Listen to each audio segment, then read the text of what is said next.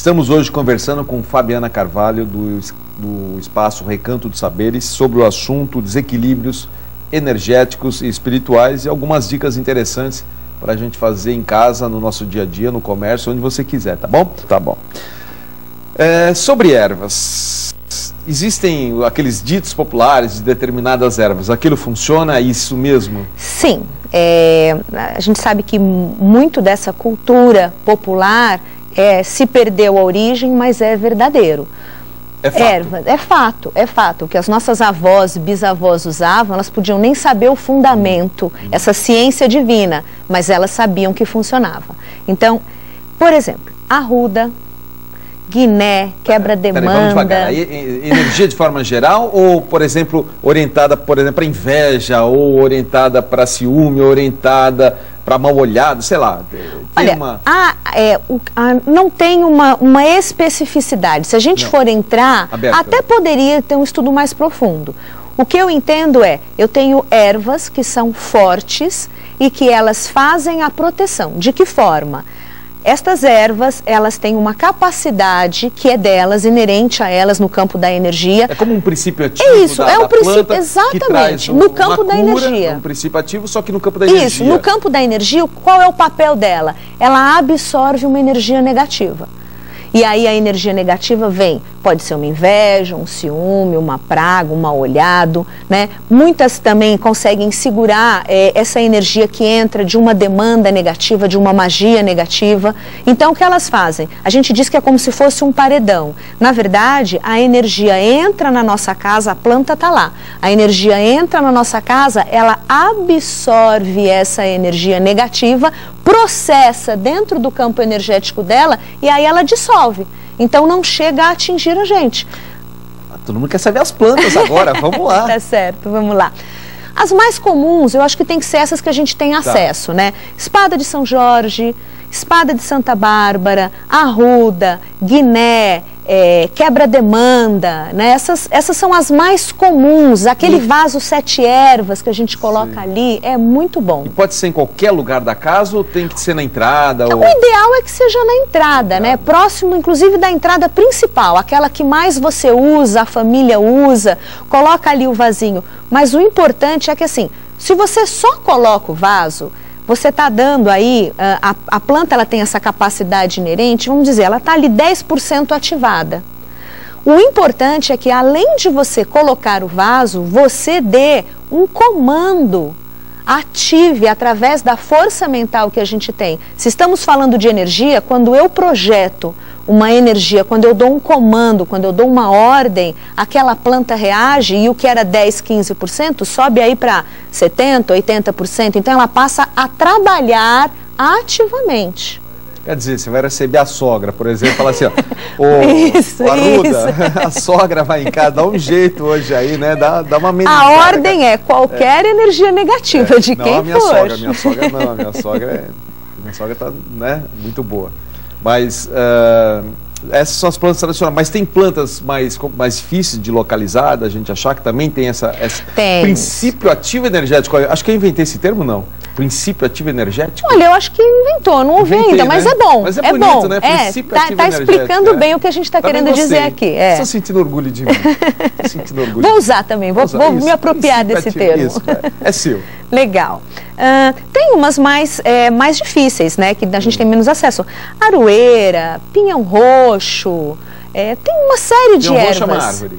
Pinhão roxo é uma árvore. O pinhão roxo, ele tem uma característica, né? Quando ele está na nossa casa, você coloca ele lá, normalmente como ele é casa, né? No apartamento não dá para ter. Você coloca ele lá, ele começa a crescer, ele fica forte, você fala, puxa, que bom. Aquele pinhão roxo, energeticamente, ele se alimenta de energia negativa. Então, quanto mais forte ele está, significa que ele mais absorveu. Ou seja, mesmo. Mais estão jogando. Quando o seu pinhão roxo está fraquinho, você fala, tudo bem, não tem muita energia caindo na casa. E não tem o contrário, planta que morre quando existe uma energia negativa? Então, a gente costuma dizer, muito conhecida, a arruda. A gente diz, a arruda é uma planta suicida. Esse princípio ativo energético que ela tem, quando a energia negativa entra no ambiente onde ela está, ela abraça essa energia negativa e não solta. Então, ela, se preciso for, ela morre, mas ela não libera essa energia. Daí ela ser muito conhecida como uma erva de inveja, mal-olhado, e daí você, às vezes, você tem uma arruda, tá linda na sua casa. De repente, ela secou, morreu. Você deu uma festa, foi alguém ali, ou você recebeu de fora uma demanda, alguma coisa entrou, ela faz esse papel, ela abraça e ela é suicida. Se precisar, ela morre. Eu estou te perguntando isso porque acho que até comentei já aqui no programa, uma irmã minha, já desencarnada, ela sempre contava uma história que ela tinha uma samambaia na casa dela e que toda vez que uma tia ia, era a tia do marido dela, né? Essa tia ia, gente boa, tal, mas ela morria, não tinha nada com a tia, mas aquela tia ia, a samambaia, ela murchava de uma forma impressionante. Olha, as explicações são inúmeras, mas não necessariamente a pessoa tem que ser uma pessoa invejosa, falsa, má, para ela ter uma energia negativa. Porque se ela está depressiva, triste, se ela é uma pessoa que reclama muito, né? E às vezes ela é uma pessoa ótima, mas ela tem uma mediunidade onde ela atrai sofredor. Então, aonde ela entra, esse sofredor está junto com ela. Então, essa samambaia deveria ter uma afinidade com essa energia que não era muito positiva, era uma energia desequilibrada. Então, o que ela fazia? Ela absorvia boa parte dessa energia negativa e ela ficava ruim. Entendi. Agora, e para a própria pessoa, por exemplo, né? Vamos supor que você não está num dia muito legal, você não está bem e tal. Você ficar próximo dessa planta, ela não suga a sua energia negativa ou não? Suga, a sua própria? Suga, claro. Quando você dá um comando, né? E aí eu digo dar o comando, é você ali ativar, mentalizar. Quero que essa planta sugue a energia negativa. Você não vai dar um comando específico. O ideal é que você faça assim: toda e qualquer energia negativa, de seres encarnados, desencarnados, desta, de outra dimensão, né? Qualquer forma, pensamento, ideoplastia, larva, miasma astral, você está dizendo, você está dando um comando bem amplo, que seja sugado, seja por essa planta absorvido, diluído, dissolvido, né? Então, quando você chega negativo na sua casa, essa planta está ativada. Ela vai limpar você, seus familiares, animais. A gente não presta atenção, mas os animais puxam muito a energia negativa que está na gente. Eles têm uma função parecida com a da erva. Então, precisa descarregar os animais. Tem animal que puxa mais do que outro? Tem. Não? Qual que Ou não, mais puxa? quanto mais contato com a gente, mais próximo, mais ele vai puxar. Cachorro e gato. São os que ficam, tá no colo da gente, tá com a gente, mas se você tiver na sua casa passarinho, tartaruga, peixe, eles acabam. A característica é que o animal, ele também consegue diluir e soltar, mas às vezes não consegue tudo. E aí você vê animais que ficam doentes, o seu cachorro começa a vomitar, sem mais nem menos, fica amuado, tá triste. Ou seja, ele tirou sua energia negativa ou do seu lugar, né? Exatamente. Eu já sei a resposta, mas vou perguntar para o amigo telespectador. Tá. Mas plantas e animais não racionais, tá? Plantas e animais, eles podem fazer o contrário e gerar energia negativa? Não. Jamais? Jamais. Um ser que gera energia negativa, o ser humano, ele está gerando porque ele tem o livre-arbítrio, ele tem o seu mental, ele tem a sua decisão, então ele gera pensamentos negativos, raiva, ódio, tristeza, ciúme.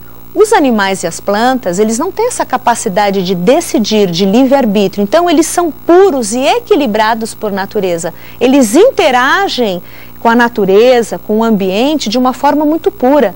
O animal não tem uma intenção, ele tem um instinto. Mas a intenção negativa é algo exclusivamente humano. Humana. Agora, você usa as pedras, as ervas, banhos também, né? Isso. E você pede ajuda também ao mundo espiritual, não? Ah, isso é fundamental. Que nem o que você fez comigo em dezembro. Claro. Só que aquele dedo duro contou coisa que não tinha que contar, ele contou. Eu só trouxe a informação. Aquele dedo duro lá. Eu só fui a mensageira. Somos seres espirituais. Antes de sermos seres materiais, somos seres espirituais. A nossa essência é espiritual. Então, se somos seres espirituais, o contato com o mundo espiritual deveria ser algo muito natural, muito corriqueiro. Temos irmãos mais velhos, que já estão desencarnados, que já estão mais evoluídos e que olham por nós realmente como com um sentimento de irmãos mais velhos, né? E querem o nosso bem, querem que a gente esteja bem. E todo mundo é médium. Então você tem um contato com esse mundo espiritual.